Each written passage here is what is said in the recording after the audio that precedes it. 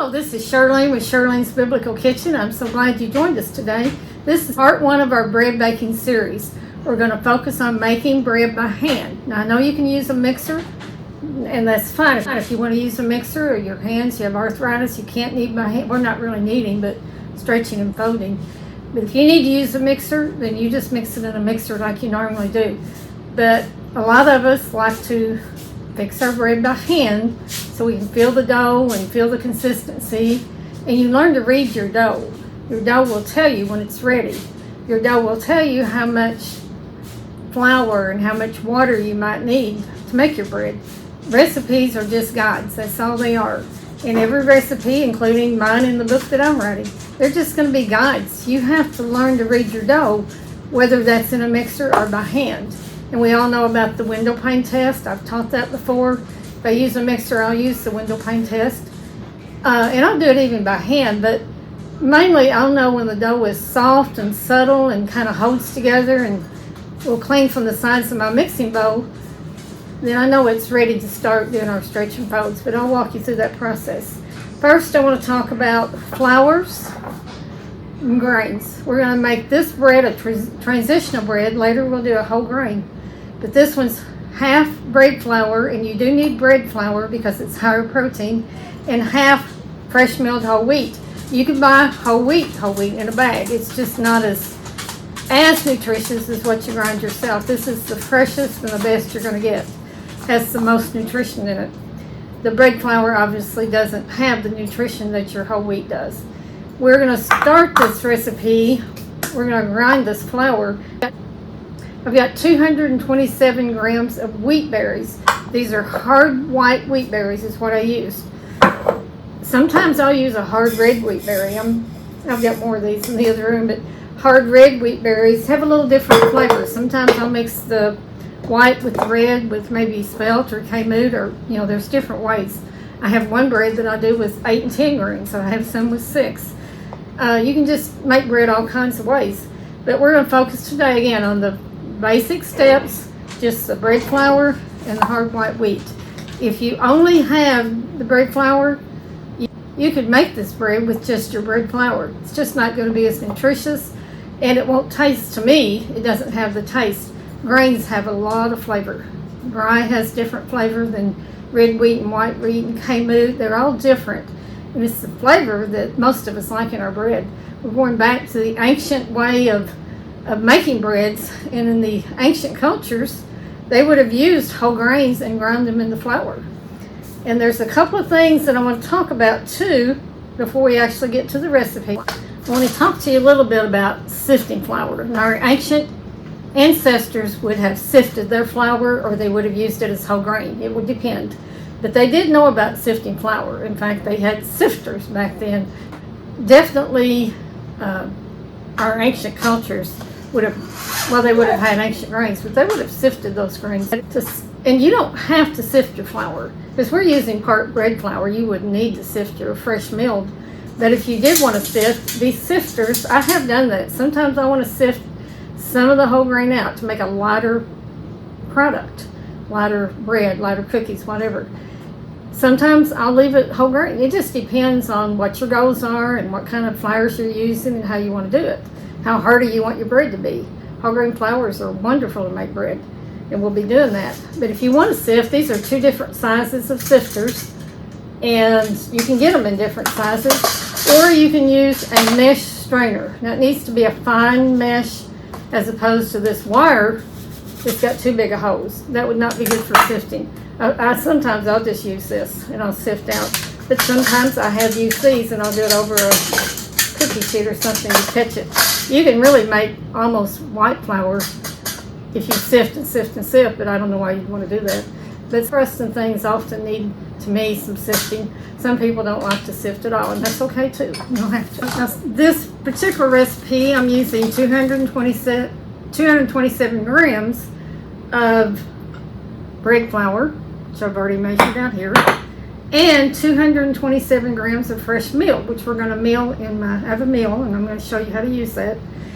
And I've already got 227 grams measured, but 227 grams of grain is going to equal 227 grams of the flour when it's ground. Now you can't take a cup and make that work. It has to be the exact grams. You have to have the exact grams in here to make the same amount of flour. I use a scale and I keep it in a bag to keep it clean. I can change the bag out easier. Now I'll tare it to 0. I'll put my bowl on and I'll tare it to 0. Now I know this is 227 grams. Let's mill this flour, and then I'll turn it on. I don't know, some of you may turn it on before you add the grain, some maybe after. Mine you turn it on first. We have 227 grams of milled flour. But sometimes in a recipe, if it calls for 2 cups of flour, well, I might measure out 2 cups lightly, but the recipe might have measured it in a heavy way.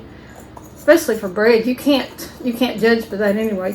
You judge by what you actually are working with, your dough. Your dough will tell you when it's ready. And so we've got our 2 flours in here. We're going to add a teaspoon of salt, and we're going to add a teaspoon of yeast, and we're going to add a tablespoon of, I use olive oil is what I use. I like to mix up my dry first, then I'll add the olive oil. And we got a cup and about a cup and a half. I may have 2 cups here. And that's okay, we're not going to use all that. Just get about a cup and a half of water. You might not even use all that. It depends on how humid your kitchen is, how humid even it is outside, what your environment is, what your bread, your flour can even be different from different batches. There's so many factors that affect your bread dough that we're going to show you how to do that. Don't just dump in. If it says a cup and a half of water, don't dump all that in. I'm going to start with a cup. And since this is mixed up, I'll add my oil in. And then I'm going to use a spoon at this point, because you could use a wooden spoon. You can use, I've got this dough whisk, that's also good to use. And I like the dough whisk to start with. But we're going to put in no more than a cup of flour, because again, different flours, let's say you're using a whole grain versus a bread flour, and even different flours you buy. AP flour is different than bread flour. Bread flour has more protein. For bread, you want a higher protein. I only put in a teaspoon and a half of yeast because some recipes I'll see that call for, I don't know, 2 and even 3 tablespoons of yeast. You can do that. You can add more yeast, but it's going to rise faster, and faster is not necessarily good. You want to develop flavor. You want to go with less yeast. And I just use warm water. This is actually a little bit cold, but it's okay. It'll be all right. But usually room temperature water. And I'm going to add in about half of this since I have 2 cups. 1 cup left, exactly. That was good. Mix up our bread dough. Again, this Danish whisk works really well, but you don't have to have one. You can do it with a wooden spoon, with a metal spoon, because we're going to get our hands in it pretty soon. Now, if you can see, I've got a glass bowl here so you can kind of see it. This is dry. This is dry as it can be, because we know it needs more water then. But we're not just going to go dump in another cup of water, because that's one too much, and not even a half cup. You added 1 or 2 tablespoons at a time. But I'm going to show you just how shaggy. See how that just falls apart? That's not even sticking together. We've got to get our dough where it will stick together and clear the sides of the bowl. There's flour stuck to the sides of the bowl. It won't hold together. We want kind of a soft, sticky dough. So we know this isn't going to be good enough. You can sit here and mix for a while and you still won't get it good enough. So we're going to add in a little bit more water, about a tablespoon at a time. This is just a spoon, a big spoon. Just add I think I'll add a couple because that's pretty dry. Stir it around a little bit. It's not coming together very well yet. It's going to have to start together and sticking together a little bit better. It's a little better than it was when I get water in, but it's still, there's a lot of flour. It's not being absorbed, so we're going to add some more water. Now I'm just going to pour it in slowly, very slowly. A lot of flour over here. And we're going to see how that does. You just start seeing, your dough will tell you how much flour it needs, how much water it needs. It will tell you when it's coming together. And if you added too much flour in a recipe. It's hard to fix sometimes, but you can just add a little more water, or if you got too much water, you can add a little flour. You just do that slowly and carefully. We're still going to need a little bit more. It's coming together now. See how it's sticking together? It's not just falling apart on me. It's still shaggy, and it's going to be shaggy, but it feels a little stickier, which is what we want. And it is clearing the sides of the bowl when I clean my hand around. Might be ready. We might not need any more water. Check it here. Make sure all the flour is mixed up in it. Don't want any wet pieces of flour sticking around. I'm going to add, it still feels dry. I'm going to add just a tiny bit more, but not much. And we still have about a half cup left. So we've added right at a cup and a half. And this dough is feeling really good now. Comes together. See how it's coming together with me? I can hold it up. It's still shaggy. It hasn't developed gluten yet. We'll do that. So this is mixed up, which is what we want. And I'm going to take it out of the bowl, just kind of show you what I'm doing. And I'm going to get my hand wet, just get the counter wet so it doesn't stick. We're going to pull this together. Get some of this out. And just kind of mix it together and kind of fold it over. Then mix it together with your hands. Just kind of fold it over. Do that 4 or 5 times. You're just mixing the dough up. You could even knead it a little bit if you wanted to. I mean, nothing wrong with it. But you don't have to. But you do want it mixed. You want all that oil and salt and everything really mixed together well. This dough is sticky, but it's not sticking to my hands necessarily. A little bit, but not too much. When you feel like that's all mixed up, then we're going to let it rest. I like to let my dough rest after doing anything to it, and it really does help the gluten. The gluten will develop on its own. You know, some breads you can just leave them and let them set for a long time and they'll develop gluten. But we're going to do this in what we call 15-minute rest here. While this dough rest, I can be cleaning up my kitchen and doing things like that. We haven't started stretching folds yet. We'll start that after a 15-minute break. This could even sit 30 minutes. It wouldn't hurt. It's been 15 minutes. We're going to do our second set of stretching folds. But I want to talk to you first about sunflower lecithin. Sunflower lecithin is something I often add about a tablespoon to 2 loaves. And we're going to make a loaf today and some hamburger buns because I want sloppy joes for supper. I already have those mixed up. But I want some hamburger buns. But sunflower lecithin just makes your dough softer. Bakeries use it. Professional bakeries use it all the time, even in cookies and things. But it'll make your bread softer and last longer. And sunflower lecithin is actually healthy. It's good for your brain. It's good for your heart. I'm not putting that in today because I want this to be really simple. Just your bread, water, yeast, whatever, a few things. So you don't have to go out and buy anything. But you could add a tablespoon of, different things. Like you can add flaxseed that's ground up a tablespoon. Some people add an egg yolk, more than an egg. But I want to keep this really simple for very beginners, just to teach you how to make bread. Then you can get into there's all kinds of enriched doughs, sourdoughs. We do all of those. They'll all be in my book. My pan, I've greased and oiled it. And it is about 10 by 5.5. So I oiled it, sprayed it with, I use just the bottle. I put oil in my spray and then I spray it. I don't like the spray stuff that makes everything yummy so much. And then I put parchment paper in there. These little clippies are good to hold down the side. And I usually have 2, but I couldn't find but 1. But these are metal, they'll go right in the oven. Let's do our second set of stretching folds. Get my hands wet. Our first set of stretching folds. We just let the dough kind of develops, like I said, on its own. It's soft, it holds together, it's not going to fall apart. But if I stretch it enough, it will start falling apart. This is actually pretty good dough. It's not tearing apart too much at all. But again, I want my hands wet so the dough doesn't stick to my wet hands. And I did use, by the way, instant yeast. I don't know if I said that, but there's active, dry, and there's instant. I like to use the instant as much as possible. So the stretch and fold, you could do this in the bowl, but I can show it to you easier on the counter. And again, just get a tiny bit of water. You could use oil if you wanted to. You stretch, fold it over, turn it a quarter, stretch, fold it over, turn it a quarter, stretch, fold it over, turn it a quarter, stretch. It's kind of hard to stretch on this one.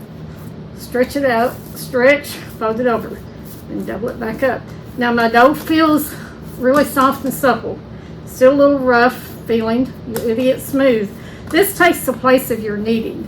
You do this 4 times. I have done it 5 times on some breads. I felt like it needed it.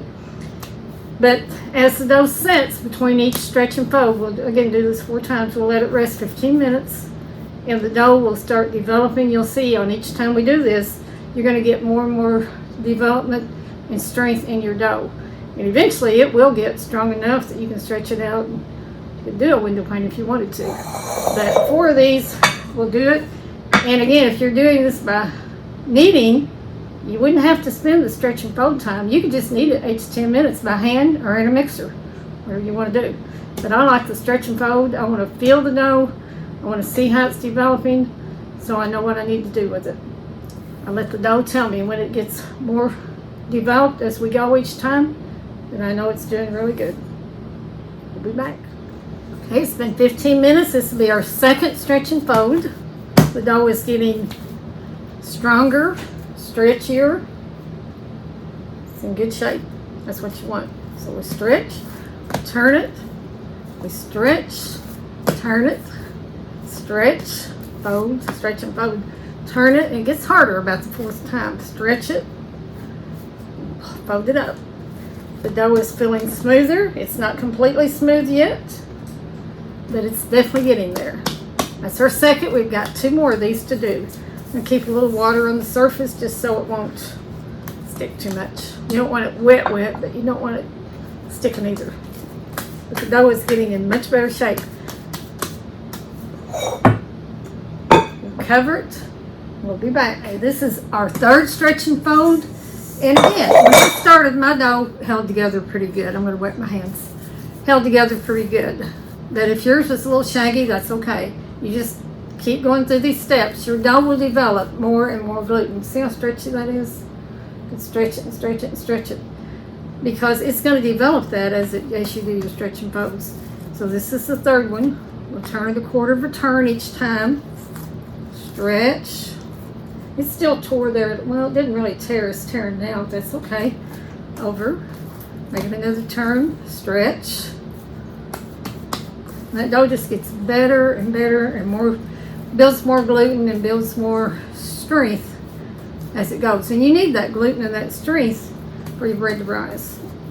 Now we can do sprouted grains. We can do other kinds of grains another day. I've sprout mini grains and make bread that way too. But we're just focusing, like I said, on the very basics.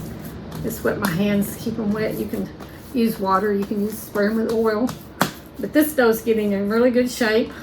It's getting smooth. It doesn't feel as rough as it did when we first started.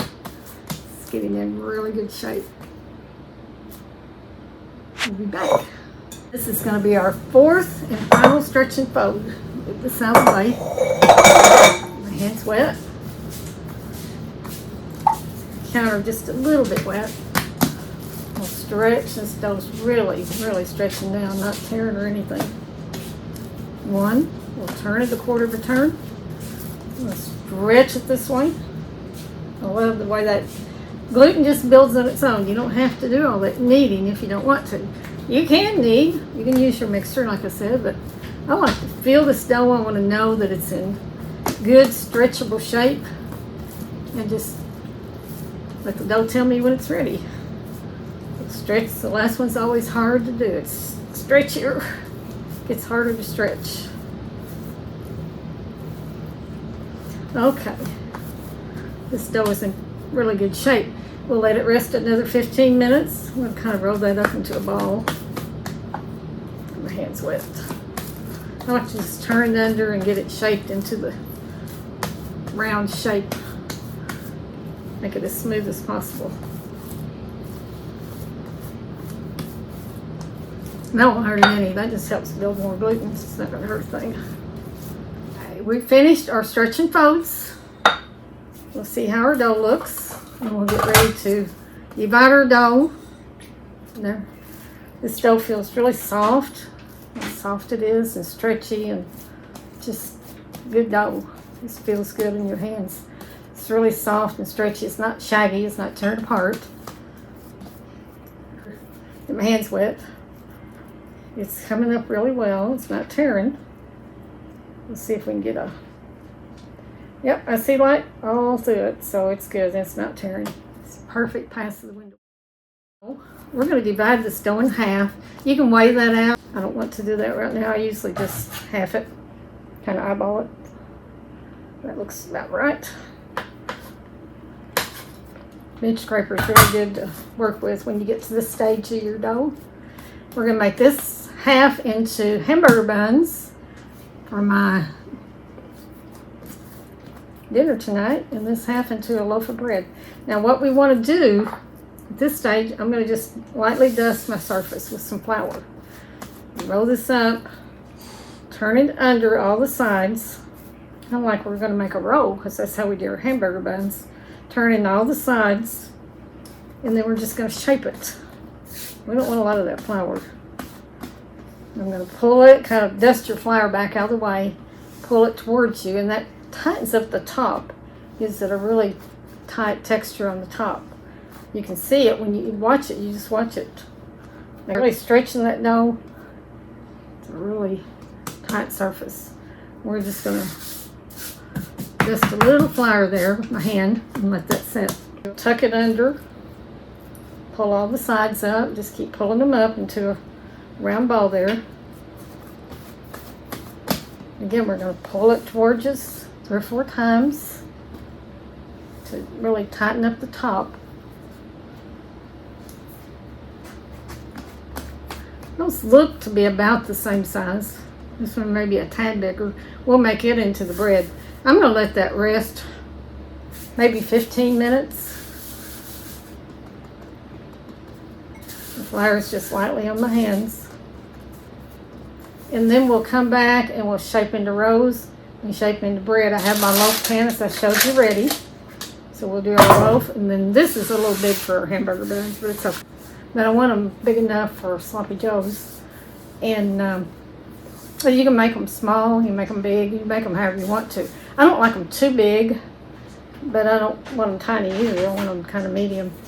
The thing of it is, we talked about in the beginning here, I like unbleached organic bread flour. I never buy the bleached kind, and I don't want pesticides on my flour, my grains, so I buy the organic unbleached. And we milled half of the grains, the whole wheat, hard white wheat, for the other half of our flour. But even if you use totally just bread flour without any whole grain, your bread would still be better than what you buy in the store. 1, it will taste better, and 2, it won't have, you read a loaf of bread, it should be flour, water, yeast, and salt maybe. There's this whole list of stuff on there, and like, what is all that? Some of it's preservatives. Now we can add soy lecithin, like I said, to make your bread last longer. And there's nothing wrong with not soy lecithin, sorry. I use sunflower lecithin, or a little bit of ground flax sometimes, so those things we'll talk about later. But your bread is, if you just did that, it's going to be healthier and better for you than bread that has pesticides on the grain, on the flour. I mean, just all the stuff they put in there.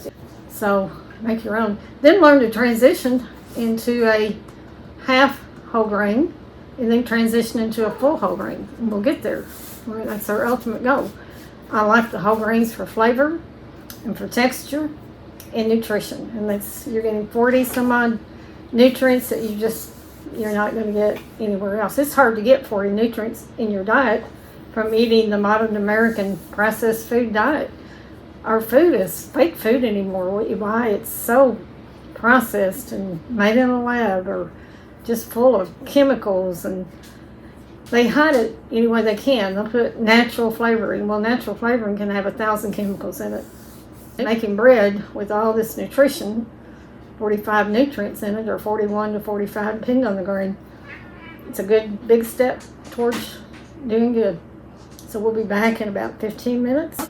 And I'm going to cover it up so it won't dry out. And then we'll rest it. And mainly, about every time I handle the dough, I like to let it rest. And as it rests, it just makes it softer and better and makes better bread. Gives it time to, dough needs to rest. It likes to relax. Okay, we use this one for the bread. So we'll just take it, and I'll just flatten it out, start with my hands. Again, this dough is so stretchy and soft. It's good dough. I'm just gonna flatten it out and make it into a rectangle. You don't want to stretch back, you just kind of keep stretching it out. You'll get it there. At least the length of your pan may be a little bit larger because it's going to fit in this pan, and I'd like for it to fill it up anyway, if we can get it there. You just kind of press it out. It'll pull back, but you just keep working with it. It'll work.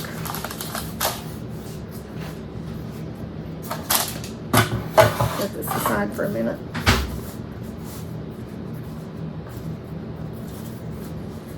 Stretch your corners out and get it all even.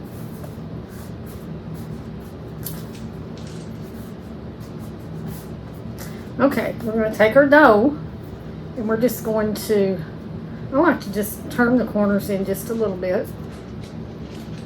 Doesn't have to be all that much. Leave this in wide, leave this in more narrow. You're going to start rolling it up. Turn it around so you can see it. We're going to roll it up from the small end to the big end. And the big end is the one that's about the length of our hand. Still stretch it out a little bit more. And as you roll, you want to stretch back. Put it up here so you can see it better. You want to stretch back on the dough and then roll it. And stretch back and roll it. Stretch back and roll it. Keep this widened out here if we need to. Stretch back and roll it. And that stretching back helps make your dough keep from having those holes in the center of it, like you see sometimes on bread. So you want to tighten this dough up. Kind of like a cinnamon roll, like you're rolling up a cinnamon roll. But you stretch back, you roll it. Just tuck your ends in. Stretch this out a little more. It's a little thick there in the edge. We don't need that. Tuck your ends in. Stretch back and roll it. Stretch back and roll it. And just keep doing that. Just take your time with it. Don't get in any big hurry. Stretch back and roll it. Then you can take your ends. I just tuck them under like that. Then you still want this dough to be about the length of your pan. Just about is. I'll set this right here so you can see it. Okay, give it a minute. I just kind of flatten this out. Put it in the pan. I'm going to flatten it out more. So we can kind of get it the width of the pan, but this way. The width. The length is good. So we want to work on that width just a little bit. You just kind of put your dough in the center and mash it down with your hands and knuckles. And then we're just going to let it rise. Is that up?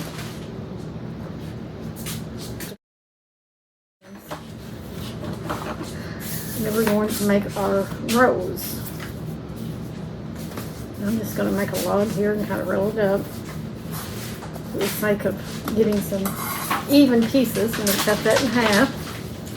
And then we'll cut this maybe in, well, maybe half again. We'll see. Now this half is bigger than the other half. Obviously, we'll cut that down. So put a little bit here, a little bit here. We want them about the same size. And then we're going to take these, turn the edges under. It's kind of round them up, but pinch all these edges under, pull them up. Holding it this way, you're going under all your bottoms in real tight. And take your dough and knock that flour away again. Round it up, just kind of like we did before. And then you roll it down. Roll it down. Just kind of give it a whirl softly into your hand. Now we're going to flatten this out because we want hamburger buns. So we don't want them real tight, but you want to get that dough tucked under in the round shape before you do this part. Otherwise your bread won't be the texture won't be where you want it. Okay. That could be a little bit bigger for my liking. I've got this little tool that I really like for small things. You could use a rolling pin or just your hand. I'm going to flatten that out more to make it about the size that I want it. That looks about right to me because it's going to puff up and you'll cut it this way. So I believe that's going to work. We'll take the next piece of dough, tuck all those ends under, pull them up, make your little round shape there, tuck them all in, tighten them up, shake that up. I like to pull them down a couple of times anyway, and then just roll it under your hand. Then we'll flatten it out, make our hamburger bun. If you were making rolls, you could leave them a little thicker, but for hamburger buns, I want these flattened out enough that they'll be more. And I like homemade rolls for buns. There we go. Looks like we're going to get 4 nice size hamburger buns. Then we'll let those, we'll cover them, we'll let them rise. They'll rise up. We'll come back to it in just a little. Okay, I think our bread is risen. And I'll tell you how we can check. Now, let me explain this first. This recipe total would make 1 loaf of bread in this size pan. The one I had it in, that's a little bigger. I moved it to the smaller pan because that's really too big for this size. This is at about 9 by 4.5 maybe. And you can see the dough rolls up with that. The way you can tell if things are done and ready to bake, you take your bread and you can wet your finger flour your finger. I don't. Push it in. If it pops right back out, it's not ready to bake. If it stays in, I don't know if you can see that, but that's stayed in, and it's going to come back real slowly, then it's ready to bake. If you let bread proof too long, it will overproof, and you don't want to do that. These the same way. I'll stick my finger in, just check it. It comes back slowly. It's ready to bake, and these are ready. My oven has been preheated to 350. I'm going to bake the rolls first, and then I'll bake the bread. I'll check these in 20 minutes, but I think they'll take 30, but I'll check them, I'll let you know. The bread the same way. When they reach 200 degrees or 198 or so, 200, they're ready to come out. And they'll be golden brown. I like my bread really brown too. You can put sesame seeds on here. You would just brush on a little bit of egg or water, and you can put sesame seeds or poppy seeds. I've done that many times. Bread is out of the oven and it's cool. You should let the bread at least cool for an hour before you cut it. We did cut the rolls and we ate those with our dinner. So these are, I put butter on both of these. The inside is soft. It's really good. You can put butter and jelly or honey just on these and eat them, or you can make a sandwich, ham and cheese sandwich, a hamburger, whatever you want with them. Sloppy joes. I got them both to 200 degrees, which is what I want to get the inside done. But this is a very basic bread recipe, as I said in the beginning. Our next part 2 will be a whole grain, more whole grain in it, and it will have some things like maybe sugar and oil and things in it that maybe even a little flaxseed or something. It'll be a little different recipe, so I'm going to walk you through the steps. You can make them all by hand though, and this is showing you how to make bread by hand. We're going to slice through one of these, and I'll just show you that, how soft that is. It's very, very soft. You slice a piece besides just the end. I slice my bread after it's cool, and then put it in the freezer, and we just toast it. But that's really soft, flexible, bendable. You can toast that up, butter and jelly, honey. Delicious. I'm going to put just a little bit of softened butter on this one. I had some honey out here. I put some honey on it, won't have it out. I like honey on whole grain bread. Now this butter is not going to melt because it's been sitting for a couple hours. But you could just warm that just for a second and it'd be all right. Very good. Soft, tender. A little bit of butter just to soften that crust up. Really makes it good. I like crunchy bread on sourdough and sometimes on just loaves, but This one I felt like needed just a little bit better. I hope you'll try some of these breads, and we'll be back for part 2 to do a whole grain bread, 100% whole grain.